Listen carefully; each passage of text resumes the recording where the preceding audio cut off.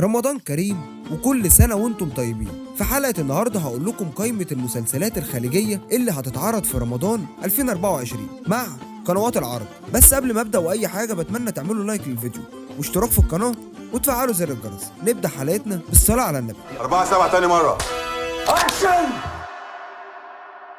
أول مسلسل معانا في قائمة المسلسلات الخليجية هو مسلسل الفرج بعد الشدة، وهو من بطولة غازي حسين وعبد الإمام عبد الله ومرام البلوشي. ومسلسل الفرج بعد الشدة هو مسلسل كويتي تراثي، وهتدور أحداث المسلسل في سنة 1867، والمسلسل هيسرد تاريخ مرحلة فاصلة ومهمة في دولة الكويت والمنطقة العربية. والمسلسل هيكون من إخراج محمد عبد العزيز، وهيتم عرض المسلسل على قناة MBC. والمسلسل اللي بعديه هو مسلسل شباب البومب الجزء ال 12، والمسلسل هيكون من بطولة فيصل العيسى، وهتدور أحداث المسلسل في إطار كوميدي. والمسلسل اتقدم منه 11 جزء قبل كده، وال11 جزء حققوا نجاح عند الجمهور، وهيتم عرض المسلسل على قناة روتانا خليجية. والمسلسل اللي بعديه هو مسلسل بعد غيابك عني، وهو هيكون من بطولة إلهام الفضالة وشهاب جوهر ومرام البلوشي. والمسلسل هيكون من اخراج سائد الهواري، وهيتم عرض المسلسل على قناه الكويت دراما وMBC خليجيه. والمسلسل اللي بعديه هو مسلسل سحيله بنت عديم ام الخلاجين، وهو مسلسل درامي كويتي، وهتدور احداث المسلسل في اطار اجتماعي تراثي، وهيستعرض المسلسل احداث زمنيه في فتره محدده من الزمن في تاريخ دوله الكويت. والمسلسل هيكون من بطوله